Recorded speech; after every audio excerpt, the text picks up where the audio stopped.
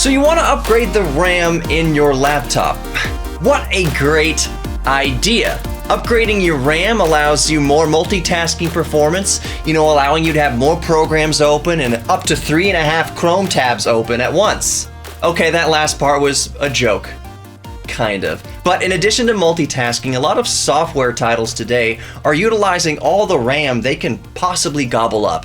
For instance, in multimedia production, video and audio editing requires a healthy dose of RAM to keep things running smoothly. Essentially, adding plugins to tracks of audio or video is like opening up a new program altogether, just like multitasking. For instance, you may think you only have one video editing program running, but every time you add an effect to a video track, that's like opening another program, and those programs need resources to run. In this case, RAM. Now you can actually have all the CPU cores in the world, but if you don't have enough RAM, your computer can actually still run slow and sluggish.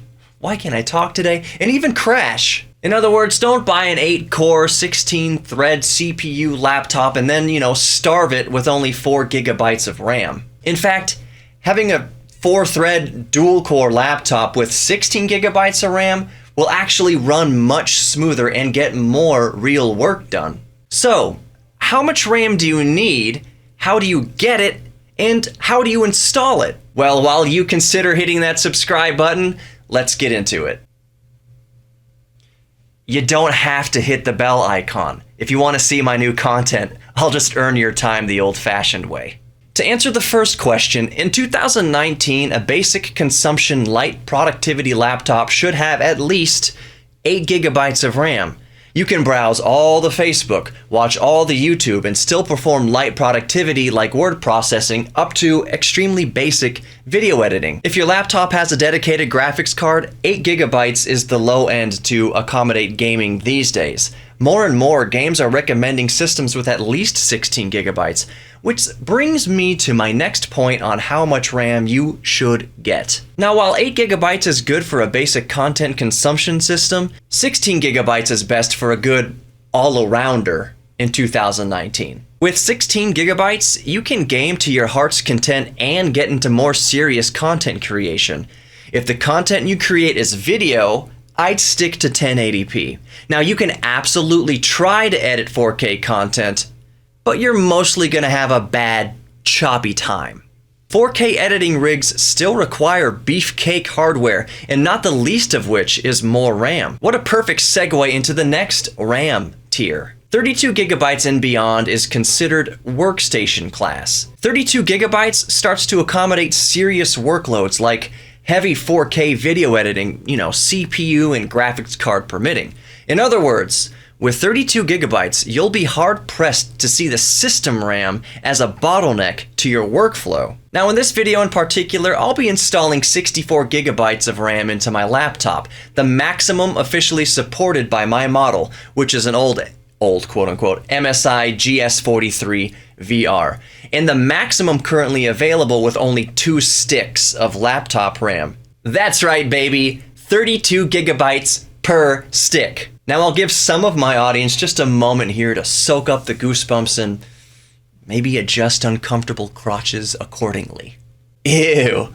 Okay, to answer the second question of how to procure more RAM, while some may prefer to simply download it, I find that process to produce limited success. Personally, I highly suggest buying the physical product from a brick-and-mortar establishment in your city or from a reputable established online marketplace. I bought 2 32 gigabyte Samsung SODIMM modules from Newegg, for instance.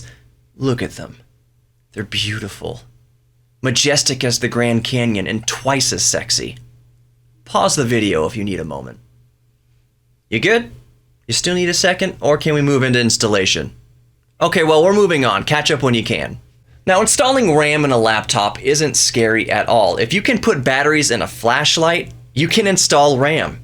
Depending on your model, it can literally take less than 1 minute. Now, I don't mean a loose, millennial, man-bun definition of literally. I mean the act of swapping out RAM modules can take an actual span of Earth time equal to or less than 60 seconds. For most of us, however, it's more like 5 to 10 minutes. For an unlucky few, it could take considerably more time if the RAM is in a stupid location, like the opposite side of the motherboard. If your RAM is soldered on, a simple upgrade is virtually impossible without specialized equipment and knowledge. I feel that my scenario is most common, however. Just flip your laptop over, unplug it from the wall, and disconnect the battery. Sometimes the battery is sealed inside the case. If so, you'll disconnect it after the next step. So locate and remove all the screws holding the back cover on. Be careful to take your time and never force anything when prying the back cover off. Some screws can be hidden under stickers or various plastic pieces. If you're lucky, it's just a single screw or two covering the RAM compartment. This is the type that takes less than a minute. The point is, you've located where the RAM lives and carefully removed enough of the laptop to access it, hopefully without breaking it. From here, simply pry the clamping levers away from the old stick and it should pop up. Simply pull it out and gently insert the new stick, being careful to align the notch. Push down on the end of the stick until the levers clamp back onto the stick, holding it in place. Repeat for the next slot or slots as necessary, some laptops. Quick note about mixing RAM of various capacity, speeds, and manufacturers. As long as it's all the same generation of RAM, for instance DDR4, in most cases it will actually work. For instance, while not ideal, mixing an 8GB stick of DDR4 Corsair RAM with a 4GB stick of DDR4 Samsung RAM will work most of the time. Just keep in mind that the actual speed of the RAM will default to the slower speed of the slowest stick, like being stuck behind a slow driver you can't drive around. Also, while this will result in an actual 12 gigabytes of usable RAM, 8 plus 4, only 8 gigabytes will see the benefits of dual channel operation, since one stick has 4 gigs more capacity than the other on a single channel. Of course, there is a chance your motherboard will just clock block you altogether and won't allow mix and matched RAM. But this is rare. Long story short, all RAM is built to the same industry standard, but motherboard manufacturers are allowed the choice not to allow mixing RAM. Another important note, if you're considering maxing out your laptop's RAM capacity, make sure to check if your CPU and motherboard will allow it. For instance, I'm installing the maximum my CPU certifies, the i7-6700HQ. My motherboard also happened to allow it as well. While this will be the case for most people, just hold on to your seats until you know things boot up and run smoothly. So to start kind of wrapping this up, there's actually very little to worry about when upgrading the RAM in modern laptops. Just don't try to jam DDR3 into DDR4 without consent. Oh man, that's too dirty. Should I keep that? Going with it. Not that this would be easy to do anyways. Upgrading is fairly foolproof these days. If your laptop fails to boot a few times, just put the old RAM back in and it should work fine as usual until you figure something else out. The only thing that happens at this point is the headache of researching which RAM will work in your laptop. But you should have done that beforehand anyways. But again, this is still very rare. Most RAM, don't put lamb in your laptops.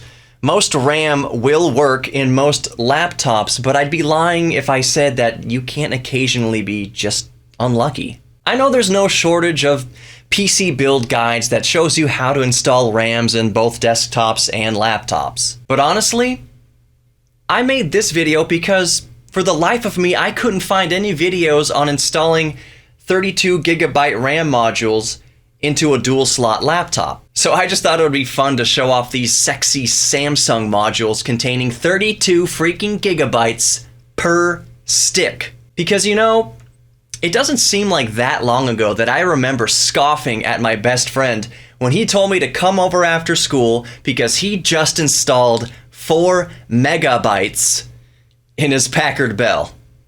My goodness, how far we've come. Take care, everybody. Be good to yourselves and others, and be sure to check out my bi-weekly podcast, available on all major podcast apps and in the description below. It's literally just called Geek Therapy Radio, if you're going to search for it. If you'd consider subscribing to the podcast and my YouTube channel, I'd really appreciate the consideration. Feel free to comment below, and until next time, remember that we're all geeks about something, so embrace your inner geek.